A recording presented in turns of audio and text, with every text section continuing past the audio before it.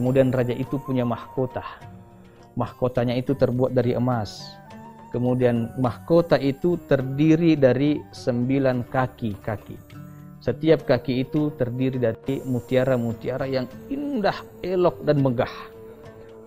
Kemudian raja Dicanius itu di samping kanannya ada 50 menteri.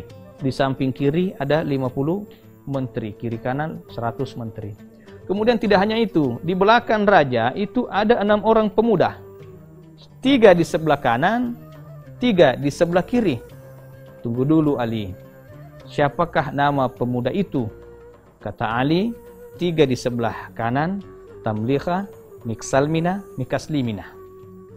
3 di sebelah kiri, Martilius, Calitius, Sidamius. Inilah 6 pemuda yang merupakan cikal bakal Ashabul Kahfi, ya. Pemuda-pemuda cerdas yang beriman yang menjadi penasehat Raja Dicanius. Jadi pemuda itu pemuda cerdas beriman, pemuda milenial yang cerdas beriman, karena kan ada juga pemuda cerdas tapi kurang beriman, ya. Banyak orang benar Pak, tapi banyak orang pintar tapi tidak benar. Kenapa? Karena pintar tapi tidak beriman. Kata Ali karamallahu wajh. Kemudian Raja Dicanius setiap memberikan keputusan setelah rapat di menteri-menteri itu rapat, keputusan terakhir ada pada anak muda tersebut. Kemudian kata Yahudi, lanjutkan ceritamu wahai Ali. Kata Ali karamallahu wajha, setelah berkuasa kurang lebih 30 tahun, kemudian Raja Dicanius ini diberikan keistimewaan oleh Allah. Dia tidak pernah sakit, dia tidak pernah demam, dia tidak pernah flu, dia tidak pernah merasakan yang namanya terbaring sakit. Kemudian Raja Dicanius berpikir, kalaulah selama ini saya tidak pernah sakit, kalaulah selama ini saya tidak pernah merasakan demam. Nah, kemudian Raja Dicanius itu mengangkat, menobatkan dirinya sebagai Tuhan dan berkata kepada rakyatnya, kalian pernah nggak lihat aku sakit? Enggak Tuan. Pernah nggak kalian lihat aku demam? Enggak juga Tuan. Kalau begitu, siapakah yang tidak pernah sakit, tidak pernah demam? Tuhan.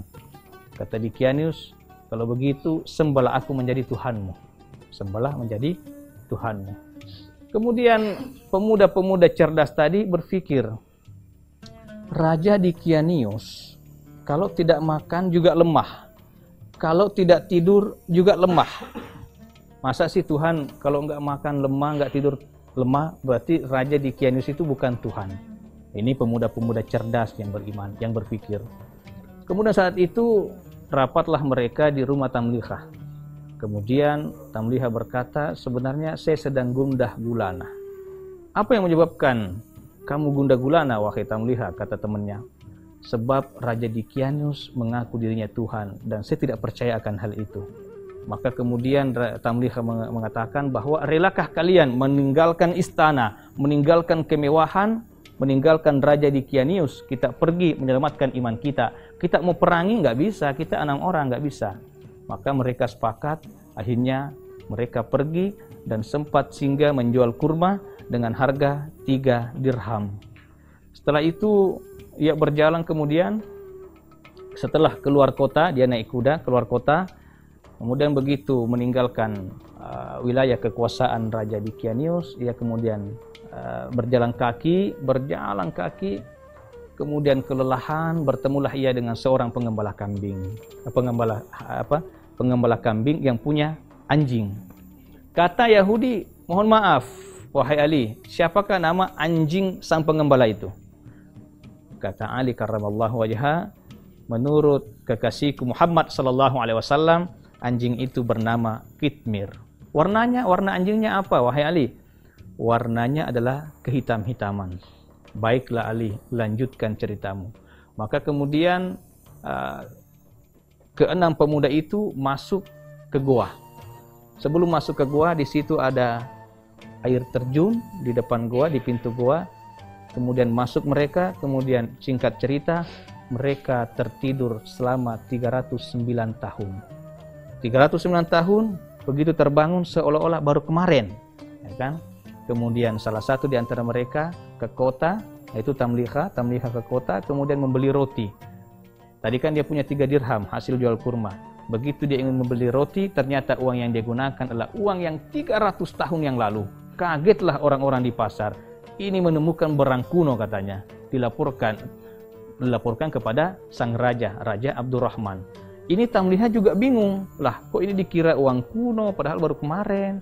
Kok rajanya bukan Raja Dikianius, kok Raja Abdurrahman? Akhirnya dibawalah ke sana. Kemudian Raja Abdurrahman bertanya, "Di mana kau dapatkan harta karung itu?" Katanya, "Enggak, ini bukan harta karung, baru kemarin kok." Akhirnya kemudian tamliha bercerita bahwa saya tinggal di sini, saya tinggal di rumah sini. "Rumah kamu di mana?" "Di sana," katanya. Dibawalah ke rumah yang dia maksud. Begitu sampai ke rumah tersebut, ada seorang kakek yang sudah tua renta, kemudian keluar, kemudian bertanya, "Siapa kamu wahai anak muda?" "Saya adalah Tamliha bin Filistin." "Saya adalah Tamliha bin Filistin." Kemudian kakek itu kemudian bersujud di depan Tamliha. "Ini adalah datukku yang kata Nabi Isa alaihissalam akan turun di kemudian hari." Maka gemparlah kota Efesus itu. Pemirsa yang dirahmati oleh Allah Subhanahu wa taala. Cerita ini diceritakan oleh Ali dengan secara detail. Kemudian Tamliha kembali kepada sahabatnya, ya, kemudian memohon kepada Allah agar kemudian Allah mencabut nyawanya agar supaya orang-orang tidak mendewa-dewakannya. Maka setelah Ali karramallahu wajhah menceritakan dengan begitu detailnya kisah Ashabul Kahfi ini, para pendeta itu termasuk pendeta yang terakhir mengatakan, "Wahai Ali, saksikanlah asyhadu an la ilaha illallah wa asyhadu anna Muhammadar Rasulullah." Jadi pemirsa yang dirahmati oleh Allah Subhanahu wa taala, itulah kisah Ashabul Kahfi yang diceritakan dalam Al-Qur'an, di mana pemuda-pemuda itu ia rela meninggalkan kemewahan, ia rela meninggalkan istana yang megah, ia rela meninggalkan dunia demi menyelamatkan imannya. Maka dikatakan dalam hadis Nabi bahwa siapa yang menghafal 10 ayat surah Al-Kahfi, maka ia akan terbebas dari fitnah Dajjal. Apalagi kalau kita menghafal 1 surah Al-Kahfi, apalagi kalau kita menghafal 30 juz Al-Quran, insya Allah mudah-mudahan kita diselamatkan dari fitnah Dajjal.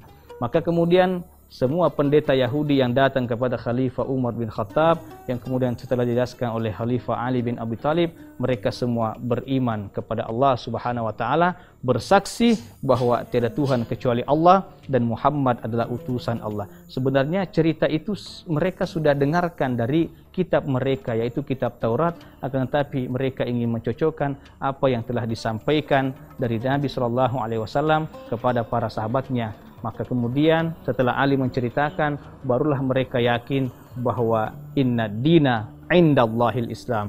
Agama yang paling benar, agama yang paling hak di sisi Allah Subhanahu wa taala ialah agama Islam. Demikianlah cara-cara sahabat berdakwah, bukan dengan berperang, bukan dengan membunuh. Jadi jangan mengartikan bahwa jihad itu adalah membunuh. Jihad itu bukan membunuh manusia, bukan mematikan manusia, melainkan jihad itu ialah menghidupkan manusia. Pemirsa yang dirahmati oleh Allah Subhanahu wa taala, demikianlah mudah-mudahan Allah Subhanahu wa taala merahmati kita semua, melindungi kita semua dari fitnah akhir zaman, dan mudah-mudahan Allah Subhanahu wa taala senantiasa menjaga kita. Barang siapa yang membaca surah Al-Kahfi pada malam Jumat, maka pada hari Jumat maka akan dijaga sampai Jumat berikutnya. Wabillahi taufiq was sa'adah. Wassalamualaikum warahmatullahi wabarakatuh.